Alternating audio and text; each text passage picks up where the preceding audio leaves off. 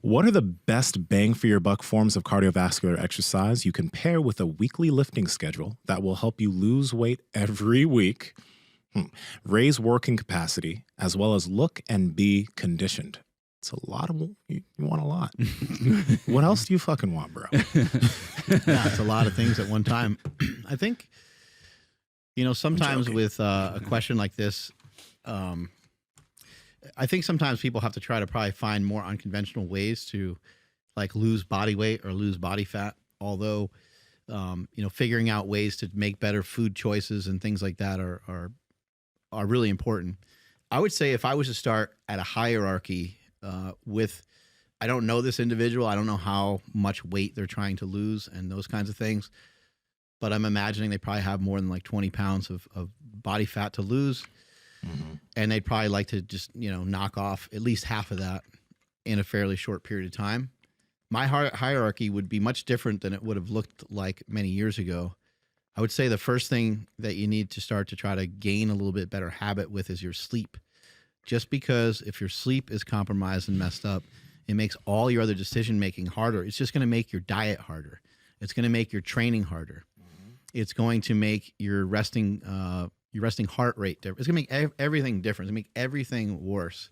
And fatigue makes cowards of us all, and it makes the decision-making skills a little bit harder. So sleep would be the first thing I would work on. Do your best to try to at least lay down every night for 7 to 8 hours, something like that. Try to maybe start to get yourself to bed a little bit earlier than what you used to, maybe about a half an hour earlier, maybe an hour earlier. Put your phone away a little earlier, get away from blue light a little earlier. I recommend, trying to get some sunlight in the morning. I think that really helps with your circadian rhythm. I've also been going outside at night and just going outside for just a few minutes every night, and that seems to relax me when it's dark outside. I think some of those things will really be helpful. And then in terms of trying to lose weight week in and week out, I would say weigh yourself like once a week. I would try to do your best with protein leveraging, eating good amounts of protein every day, and then picking an energy source. Like do you want to mainly utilize carbohydrate or do you want to mainly utilize fat?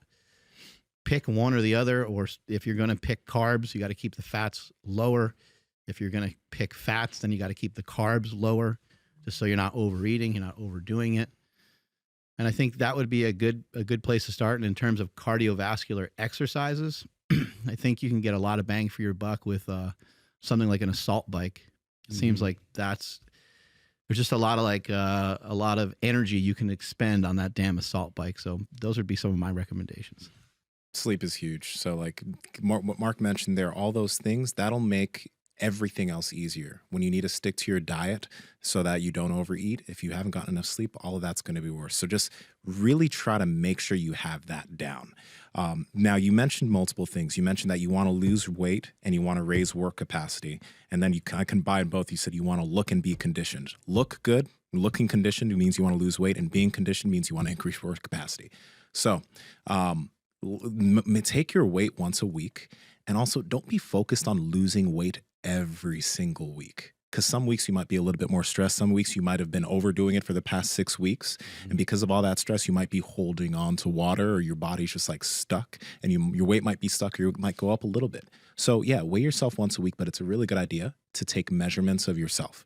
Take measurements of your waist, take measurements of your hips, take measurements of your chest area, because some of these areas, especially the areas that you hold more fat, might be decreasing even on the weeks that your weight stays the same. That happens a lot. When I was working with competitors, there'd be 3 weeks where their weight didn't move, but their waist measurement went down consistently and their glute measurement continues to go down because that's the place where they held more fat. That shows you that you're still making progress despite not seeing the scale go down. Right. Another thing to remember is if you're looking for the scale to go down every single week all the time, sometimes you might be losing weight too fast. You might be doing too much. You might be losing muscle, which is going to fuck with your performance, right? You're not going to be able to put out the type of, you want to increase your work capacity. Well, if you're not able to put out what you need to do to increase work capacity, those workouts are going to be useless. So you need to eat enough to do that, right? I love what you said about the assault bike because I use my assault bike like 3 times a week. I'll legit just do like a 15-minute or some. This morning it was like this morning it was 12 minutes, but I'll do circuits on it. So I'll do 30 hard seconds, a minute 10, slow. 30 hard seconds, and I try to keep it nasal the whole time. And then when I really output, maybe the last two, maybe my mouth will open up a little bit, but like my work capacity has been increasing so much just from that 12 to 15. Some days when I want to go a little bit harder, 20 minutes of doing those intervals on that assault bike. I've noticed the difference in jujitsu. I've noticed the difference in how I can have higher work capacity with a lot of these things. That assault bike's fucking killer.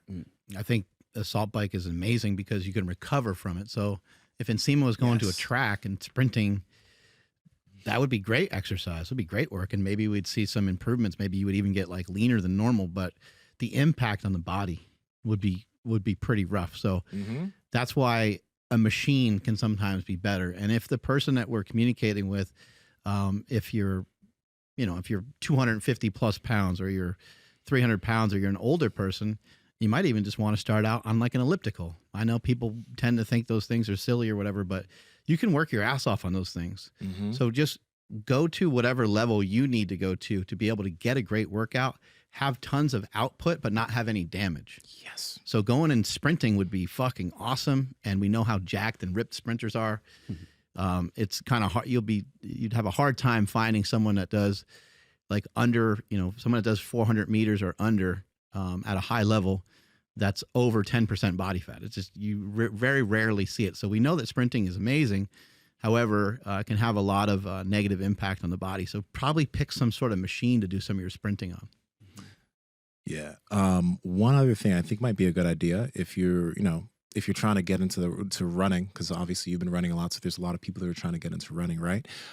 Something that my girlfriend will do, and I'll do it with her sometimes, is we'll go on walks. And walking is just super important in general, right? But like sometimes she'll just be, okay, let's do a jog for like a minute. And we'll just go on a little jog. We'll run a little bit for like a minute, and then we'll walk again.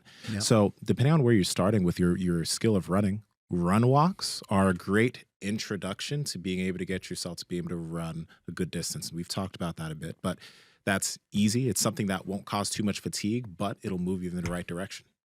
Something like a run walk is amazing for multiple reasons because you can conserve energy when you're walking and you can actually put more into the running. And again, if you're choosing to run and not necessarily jog, then you can go a lesser distance. You don't have to go as far.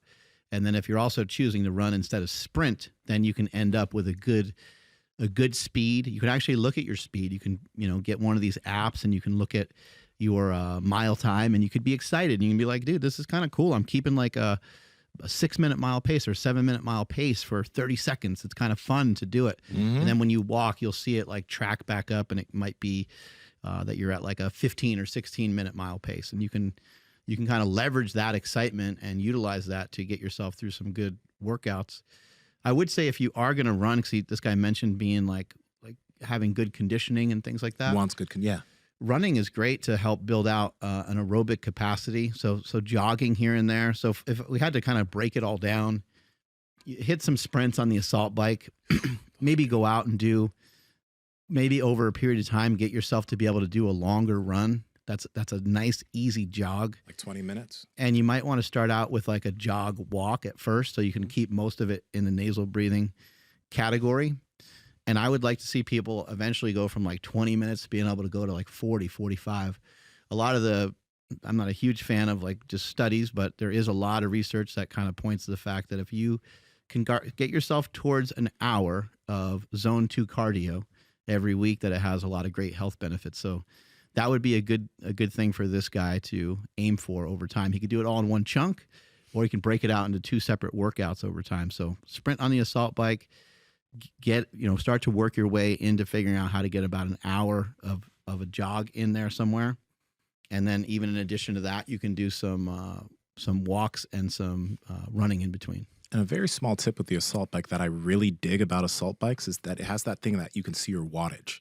So when I do my sprints, I pay attention. Like I think when I was starting out on the assault bike, for those 30 seconds, it would be really hard for me to maintain a wattage of like 600, right? I was like, ooh, okay. But after a few workouts, now my goal is do not let your wattage go below 700 when you're in your sprint, right? So you'll feel that lactic acid buildup. So you'll know like what's reasonable for your sprint. Maybe your wattage is 500, and that's when you're like, oh, okay. So I'm just not going to allow myself to go under a 500 wattage. And then you can slowly, like, you'll be able to literally see how your work capacity increases by gauging the wattage on your sprint sessions. So then at a certain point, you're fucking, you're just not letting it go under 700 for that 30-second period. And it's a measurable difference in your work capacity. It's fucking awesome.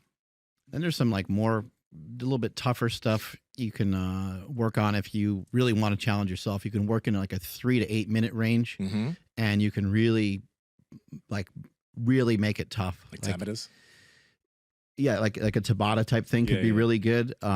Or you can do, because what that'll do is that'll help push up your that'll help with your VO2 max.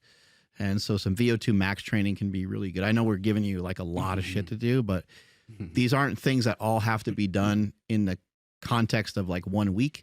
You can spread them out throughout the month periodically. But basically, if you just work as hard as you can within reason and do multiple sets of, let's just say 3 to 4 sets of 3 to 4 minutes on something like an assault bike, you'll get a lot of reward from that. I actually think that type of exercise will help people with so many things. I think it will help with their sleep. I think it will help with people are hypoxic, like they're not getting enough oxygen when they're sleeping.